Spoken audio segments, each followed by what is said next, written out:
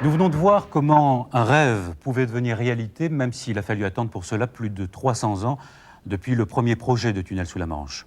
Pour d'autres, ailleurs dans le monde, rêver est une vraie nécessité comme manger, boire ou dormir sous peine de devenir fou. C'est le cas par exemple d'un jeune réalisateur libanais, Philippe Araktingui, qui a déjà travaillé, vous vous en souvenez peut-être, pour Envoyé spécial. Mais là, pour bien comprendre ce que vous allez voir, il faut s'imaginer la vie à Beyrouth, il faut s'imaginer le bruit, la fureur, la mort, les larmes, la poussière et la guerre. Il faut penser qu'après 15 ans de souffrance, si vous êtes encore vivant, vous n'avez plus de repères. Et pour s'en sortir, il ne reste que le rêve. Celui de Philippe Araktingui était simple, s'élever au-dessus des hommes et de leur folie, éprouver quelques secondes seulement le sentiment de la liberté pour pouvoir supporter tout le reste. Bref, il voulait voler au-dessus du Liban. Voici donc l'histoire de ce rêve, une démarche très personnelle et très originale, je crois, pour mieux approcher la réalité de ce pays.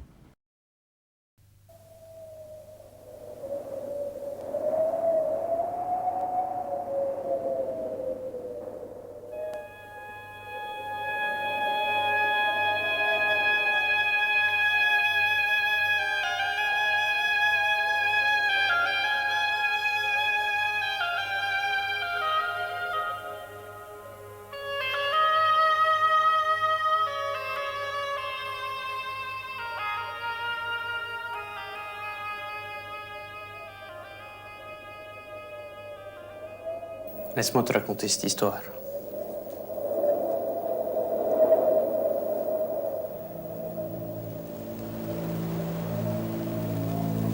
Tu vois, cette fois-ci, Beyrouth avait été pour moi complètement différente.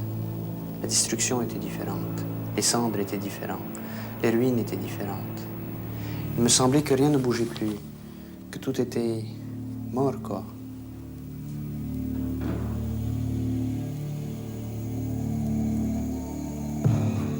À force de parler de destruction, à force de parler de malheur, à force de parler de gens qui souffrent, je ne savais plus quoi dire, ni par où commencer.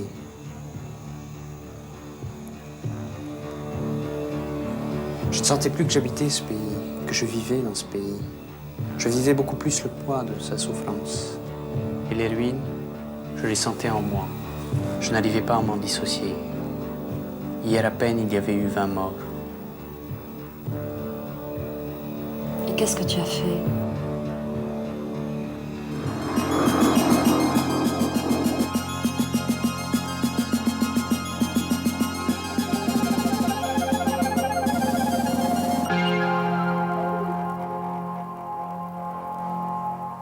J'avais envie de m'éloigner de cette poussière, aller plus loin, plus haut surtout, beaucoup plus haut.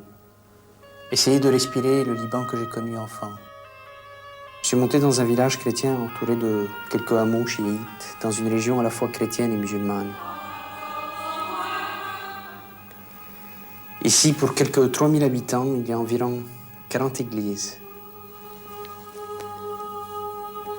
C'est en quelque sorte un monde féerique, un monde en dehors du monde, loin de Beyrouth, et pourtant toujours le Liban. Et où l'on sent toujours les églises, la présence d'Allah.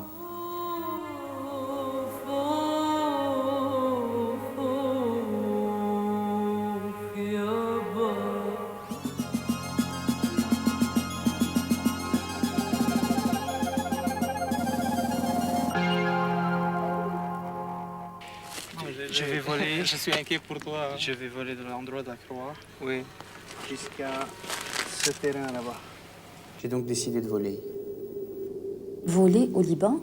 Mais c'est insensé. Quelles mesures tu as prises pour assurer ton vol? Tout d'abord, le QG principal.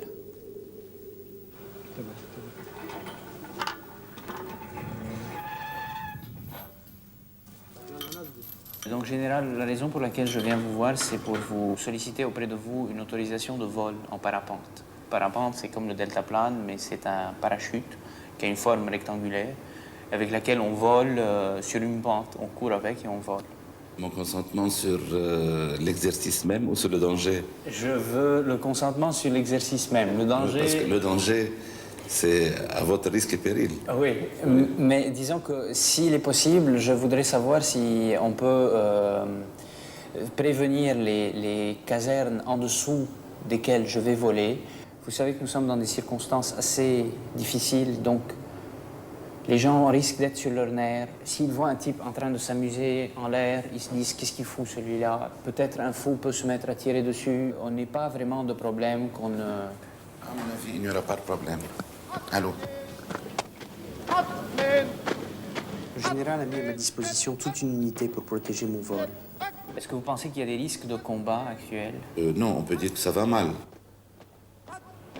Peut-être que j'aurais besoin d'un pare-balles.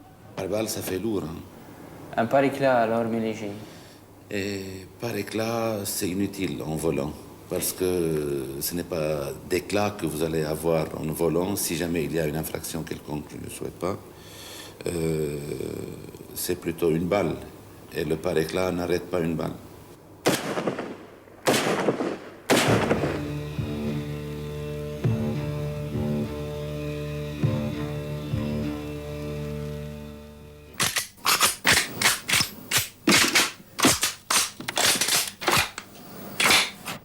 Au Liban, chaque citoyen est possesseur d'une arme.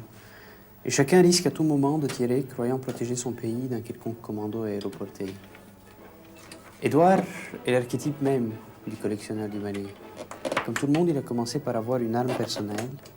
Aujourd'hui, il s'est constitué tout un musée. C'est une grenade américaine.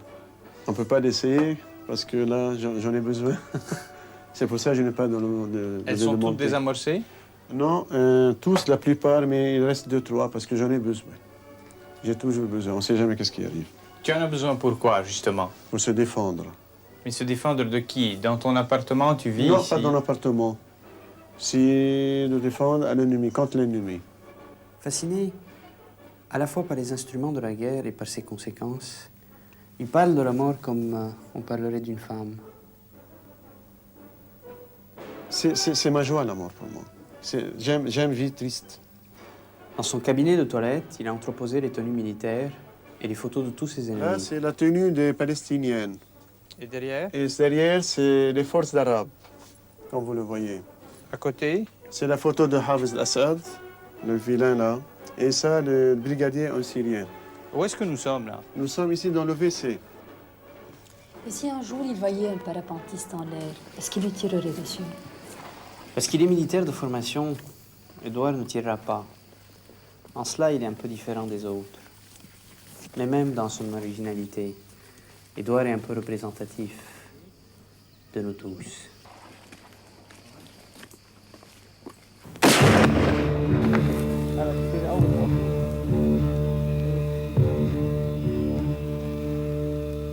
Il faut dire qu'il y a beaucoup de barricades sur Terre. En l'air aussi, on peut te les créer. Qui est-ce? Antoine, un ami. Il a fait partie d'un groupe qui a essayé avant moi. Par du plomb. Philippe avait tenté de faire des essais tout seul. Il a effectué des stages. Et une fois de retour ici, il a tenté une fois de voler. Et c'était vraiment le jour J. Il a reçu le plomb, là où il fallait pas, quoi. Il a reçu du plomb Il a reçu du plomb, dans les fesses. dans les fesses. Et depuis, il n'a plus tenté. Non, non, il a plié bagage, il a foutu le camp, il a voyagé, il est actuellement au Canada et... On nous interdit d'être libre. Voler, c'est être libre, c'est se sentir libre, c'est se sentir indépendant. En l'air, tu es libre. Tu as tout le ciel qui t'appartient, tu domines tout le monde d'en haut. Or, les gens de chez nous n'acceptent pas d'être dominés par quelqu'un qui veut être libre. Il t'est interdit d'être libre au Liban. Tu ne peux pas l'être.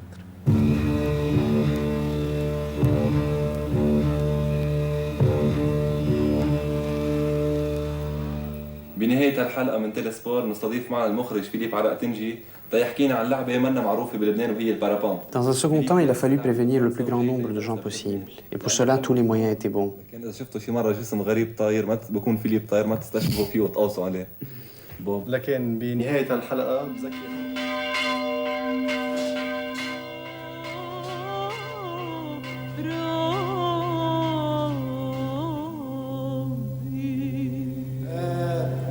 بالعقورة البردة الجميلة اللبنانية العريقة في أشخاص أحبوا أن يطيروا بالمظلة فوق جبالها الشامخة والصامدة. إذا رأيناهم فلا نتعجب ونرجو أن لا نطلق على أحد النار. إنها هواية لبنانية. أهلا وسهلا أهلا وسهلا، بس عم صورنا بصورة والليلة بدنا نبرز على التلفزيون ويقولوا على المختار اللي جاي ما بعرف ماني جاي. خطير مشهورين أهلا وسهلا أهلا وسهلا اهلا وسهلا بالافندي واللي معه وبالشباب الموجودين هون. اهلا وسهلا. مختار عندنا حديث صغير بدنا تفضلوا. بس كل ليله بيقطع عندي فرق 100 واحد هون، يعني كلمه صغيره بكل حي بيوصل. بس ما يشوفوش لازم يجاوب على شوفوا. لا هو معك حق. اليوم امبارح كان ما بعرف ايش كان في، يعني تلاقي مثل هالرصاص يلعلع. لا عسلامتك. شو كان في ليش عرس؟ عاملين فرحة انه جايتنا المويه من نهر الربايس، لانه كنا شوي مقطوع المويه معطلة عنا بسبب مبروك. هلا نحن بنعطي خبر لكل الناس. وايش ما سمعت نحن المسؤولين بطلبنا. ويس مش منيح لانه بيأثر علي هو نازل. هلا اذا نصبنا ما رح نجي نضاربك فيها، بدنا ما ننصاب. ما بتنصبش ولا بيتقوس عليك. الاوتيل اللي عم يتعمر فوق نزلته هنا الي. ما بوصل عرفت توصل هون؟ هذا الاوتيل اللي عم يصفطوا حط له. ايه اذا هونيك بتطلع تعال نعمل لك هاي الشيء كله. نسيت على البداية ما هي على مشاريات هونيك انا.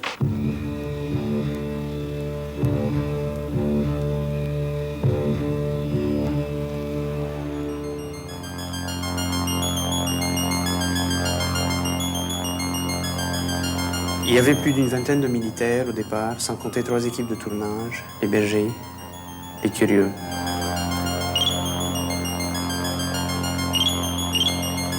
À l'arrivée, une cinquantaine de personnes m'attendaient. C'était fabuleux. Ils étaient tous curieux, intrigués, perplexes.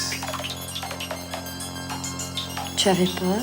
J'avais peur de ne pas réussir. Je veux dire, ça représenterait trop de choses, à mon avis, pour tous ceux qui m'attendaient, même s'ils étaient sceptiques, même s'ils ne croyaient pas en ce phénomène qui va voler, ça représentait trop pour eux. Et donc c'est pour ça que j'ai eu peur. J'ai eu réellement peur. D'ailleurs, quand je leur ai annoncé la nouvelle, personne ne voulait croire.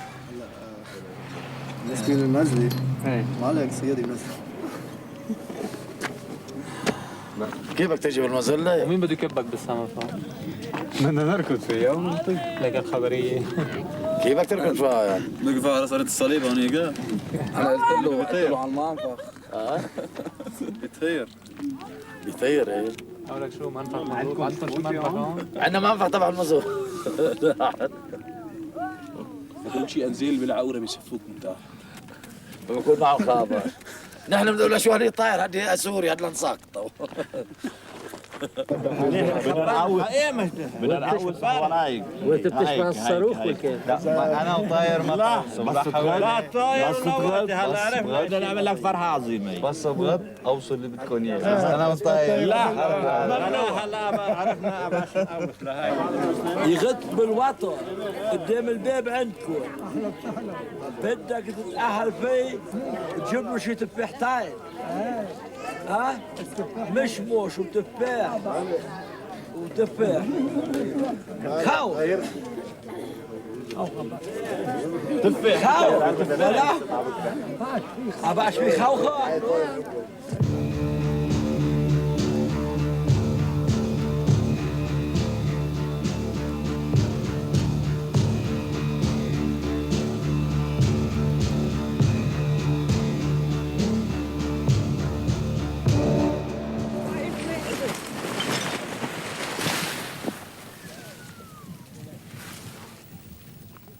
Pas assez de vent, trop peu de dénivelé.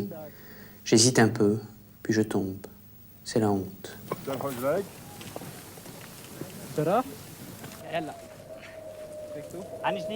Juste après, un brouillard énorme nous a tous étouffés. Le vol devait être annulé.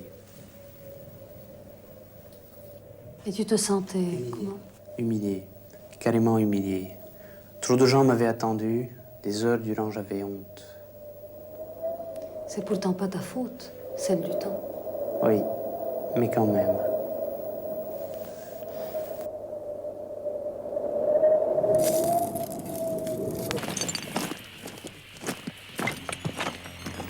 Nous avons choisi le dimanche d'après pour reprendre le vol. Il y a 50 ans de cela, dans ce même village, un vieillard que certains traitent aujourd'hui de fou, un jour a fait un rêve étrange où il s'est vu en train de voler. Il a été prévenir tout le village, a pris des lettres pour le Brésil, s'est confectionné une sorte d'hélice et monté au même endroit d'où j'ai décollé. Et il a sauté.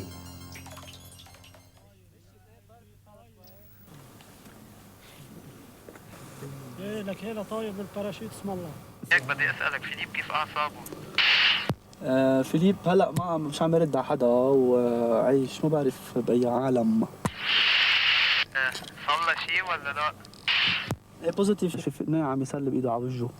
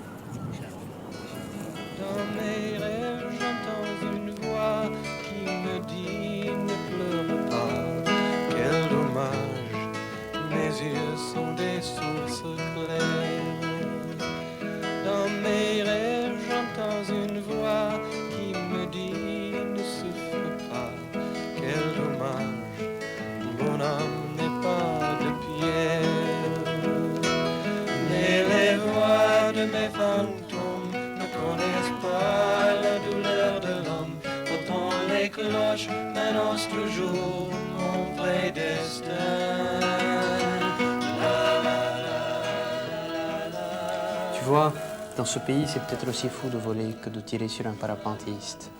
Je vole pour une cause un peu fétiche et dont la logique est aussi absurde que celle de cette guerre.